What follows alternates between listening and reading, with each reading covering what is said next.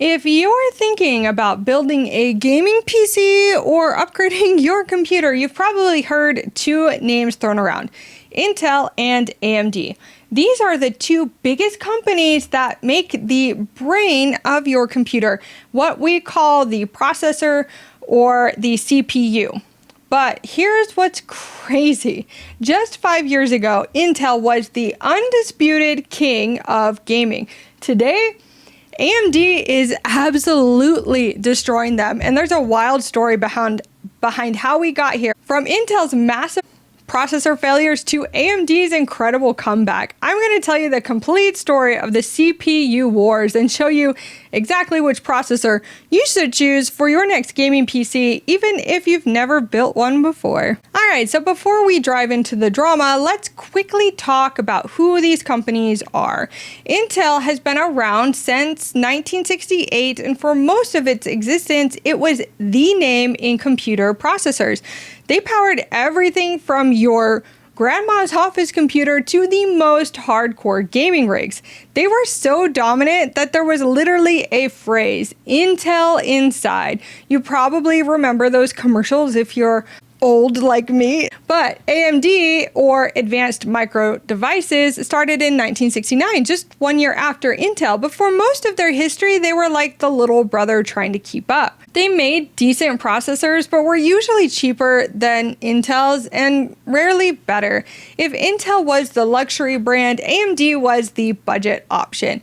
That all changed around 2017, but we'll get to that story in a minute.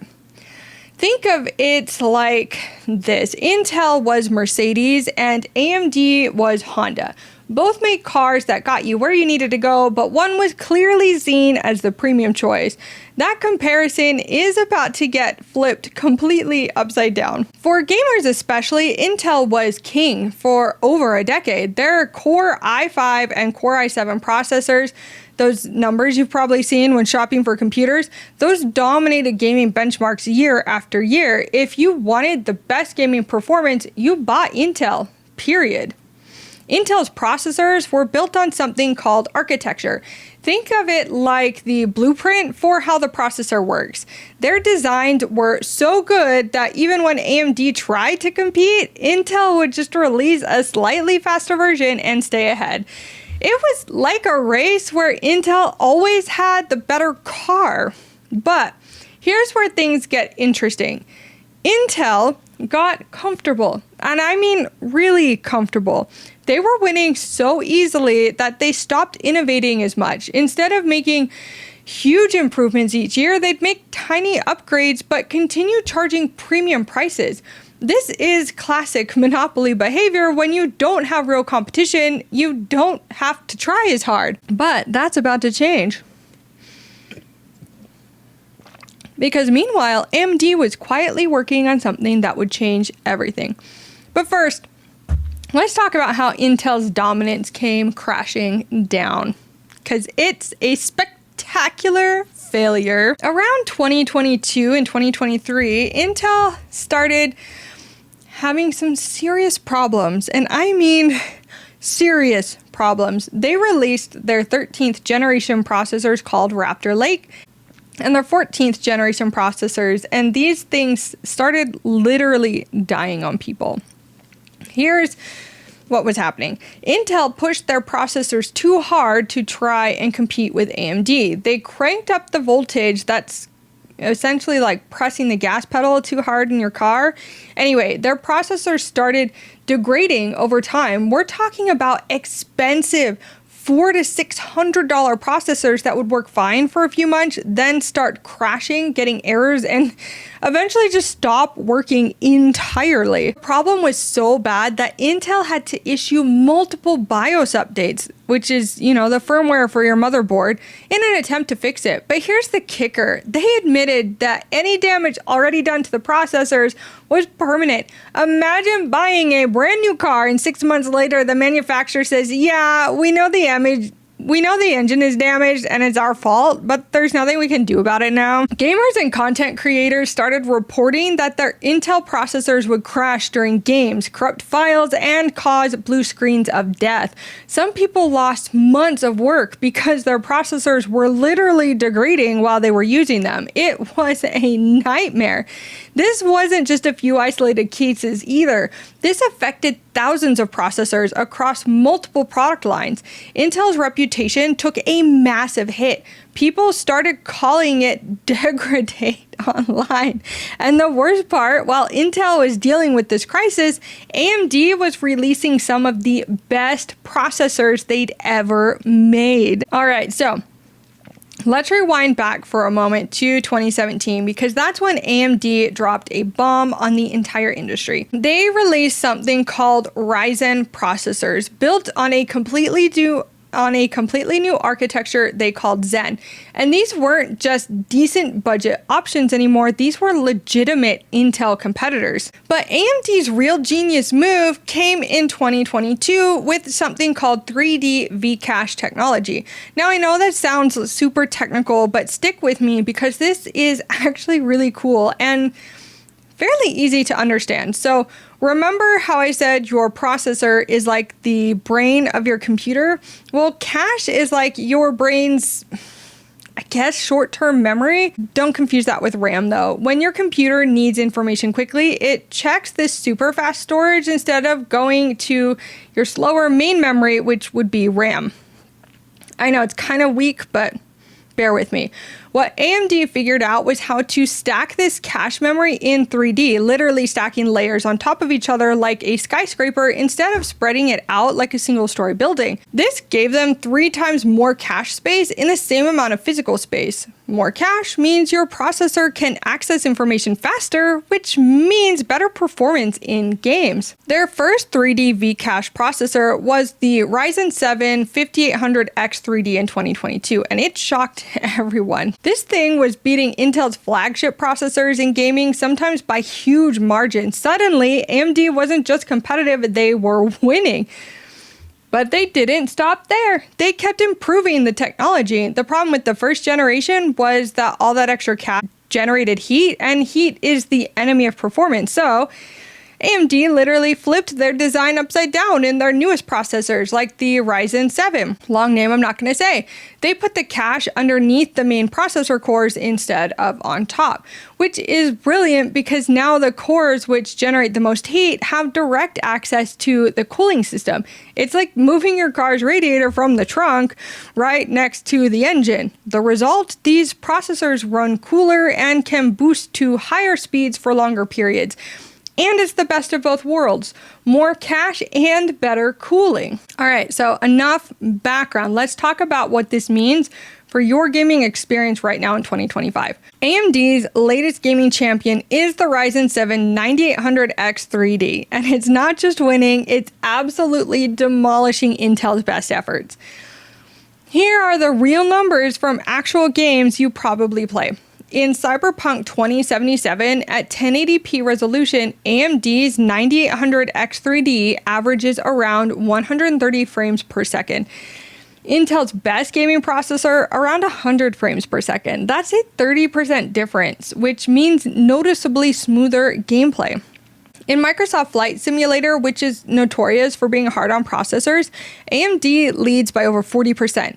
In Baldur's Gate 3, it's 44% of an advantage. In Starfield, AMD is 25% faster. These aren't just small differences. These are differences you can see and feel while playing. But here's what's even more important for actual gaming. AMD also delivers better consistency.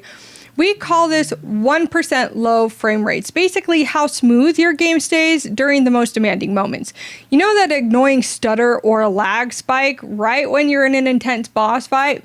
AMD's processors help prevent that. And we're not just talking about 1 or 2 games here. Across a suite of 14 popular games, AMD beats Intel's flagship Core Ultra 9 $285K by an average of 35%. Think about that. Intel's most expensive gaming processor, which costs around $360, is getting beaten by AMD's $480 processor by a third. Intel's response to this has been, let's just say it's not great. They basically told tech journalists that they don't think the gaming market is big enough to justify making processors specifically for gamers. That's like McDonald's saying they don't think the burger market is big enough to focus on. As a gamer, that should tell you everything you need to know about Intel's priorities right now. And you might be thinking, okay, AMD wins at gaming, but what if I don't just game? What if I edit videos, stream, or do work on my computer? This is where AMD's story gets even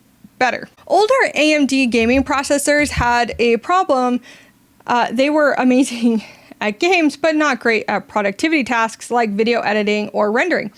It was like having that sports car that was also terrible at carrying groceries. We all know those cars, right? And you had to choose gaming performance or productivity performance. AMD listened and they fixed this with their latest processor. So now it doesn't just match Intel in productivity tasks, it often beats them. In video editing software like Adobe Premiere Pro, it's competitive with Intel's best. In 3D rendering with Blender, it's actually faster than many Intel processors. You're no longer making a trade-off. And here's something Intel really can't match: platform longevity. When you buy an AMD processor, you're buying into the AM5 socket platform. Think of the socket like the foundation for your house. It's what the processor plugs into on your motherboard, a weird little like square thing. You plop that down, the little square thing's a socket, and it has to match the processor. AMD has actually committed to supporting the AM5 for multiple generations of processors. This means when AMD releases their next generation of processors in a year or two, you can probably just swap out your current processor for the new one without buying a new motherboard. Intel, they kind of love changing this socket every generation or two, which means you need a new motherboard every time you want to upgrade, which is stupid and annoying. I get it, but it's dumb. From a value perspective, this is huge because a good motherboard can cost between $200 to $400. If you can reuse it for your next processor upgrade, that's money in your pocket. There's another area where AMD is crushing Intel that doesn't get talked about enough: power efficiency. This matters more than you might think, especially for gaming.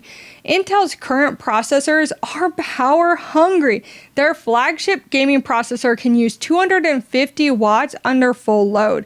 That's like running 4 6-watt light bulbs continuously. AMD, it uses 120 watts for the same or better performance. That's less than half the power consumption.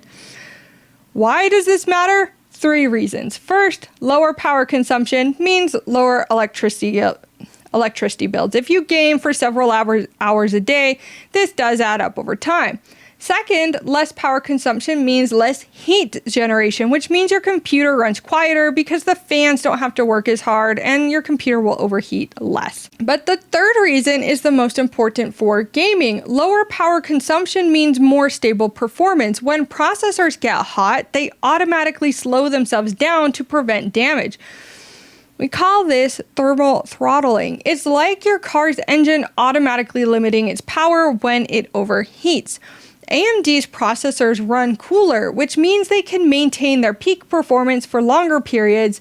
This translates to more consistent frame rates during long gaming sessions. Intel's processors, especially their high-end ones, often start strong but slow down as they heat up during extended use. So, where does this leave us and what's coming next? Right now, AMD has several processors dominating different price points for gaming. At the top, there's the Ryzen 7 for around $480. This is the absolute best gaming processor money can buy. If you want to save some money, there is the previous generation Ryzen 7. It is still incredible and often goes on sale for around $350 to $400. It's still faster than anything Intel makes for gaming, just not by as big a margin as the newest model, I guess. Sorry for that. For budget gaming builds, AMD's Ryzen 5 or even the older Ryzen Ryzen 5 7600 or even the older Ryzen 5 5600 offer excellent gaming performance at much lower prices. Intel does have some competitive budget options, but even there, AMD often provides better value at this point. And what about Intel's response? They're working on something called Big Last Level Cache, or BLLC technology, for their upcoming Nova Lake processors. This is essentially Intel's version of AMD's 3D V cache, but here's the problem. These processors won't launch until late 2026 or early 2027. That means AMD has potentially 2 more years of gaming dominance ahead of them, and AMD isn't standing still. They're already working on their next generation of processors with even more advanced 3D stacking technology. The other challenge for Intel is that they're behind in manufacturing technology. AMD uses TSMC's most advanced manufacturing processes, while Intel is trying to catch up with their own fabs. It's like being in a race where your opponent has a head start and better equipment. All right, but let's get practical. If you're building a gaming PC today or upgrading your current one, here's exactly what I would recommend based on budget and needs. For high-end gaming builds where you want the absolute best performance, go with AMD Ryzen 7 9800X 3D. Yes, it's $480, but you're getting the fastest gaming processor on the planet. Pair this with a good B650 or X670 motherboard and you'll have a system that can handle any game at maximum settings for years to come. For mid-range gaming builds where you want excellent performance but don't need the absolute best, the Ryzen 7 7800X 3D is your sweet spot.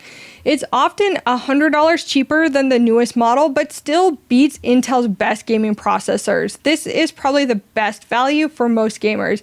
It's the one I'm running on as well. For budget gaming builds, look at the Ryzen 5 7600X or Ryzen 5 5600X. These processors will handle modern games very well, especially when paired with a good graphics card. The 5600X is particularly interesting because you can often find it for under $150 and it still delivers solid 1080p gaming performance. But what if you already have an Intel system? Should you switch? If you have a relatively recent Intel processor like a 12th gen Core i5 or i7, you're probably fine for now. The upgrade cost might not be worth it unless you're really bothered by lower frame rates, because it's not just upgrading the processor, you'll have to upgrade the motherboard too. However, if you're on an older Intel system or you're building from scratch, AMD is currently the clear choice. You'll get better gaming performance, better efficiency, and a platform that will support future upgrades.